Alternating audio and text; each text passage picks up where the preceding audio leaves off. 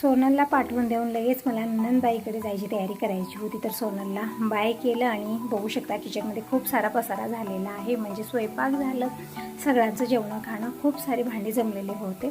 सोनलसोबत बोलत बसल्याने घरची कामं मात्र तशीच राहिली. सोनल गेल्यानंतर सगळी कामं मी आवरली. आता टायमिंग सांगितलं रात्रीचे 8 वाजलेले आहेत आणि आता आम्ही निघालेलो आहोत नंदबाईकडे जाण्यासाठी. तर हे आहे आमचं गॅरेज. गॅरेजमध्ये दिनेश आणि जे गॅरेजमध्ये कामाला मुलगा आहे त्या दोघांचं काम चालू होतं आणि स्वयंपाकी मी करून ठेवून आलेले आहे रात्री जेवणाचं. आणि आलेलो होत आम्ही नंदबाईकडे. येईपर्यंत नंदबाईनं पुरणपोळीचा स्वयंपाक करून ठेवला होता. जेवण खाणं केलं. परत त्यांचं नवीन घर फिरून पाहिलं. रात्रीचे 2 वाजलेले होते. 2 वाजता आम्ही झोपलो. परत मॉर्निंग आम्ही पहाटे 4:30 जागीच आहोत. कारण दिनेशच्या पप्पाला घाई गडबड परत जाण्याची, कारण गॅरेज बंद आहे, लवकर आवरा सुरू होतं.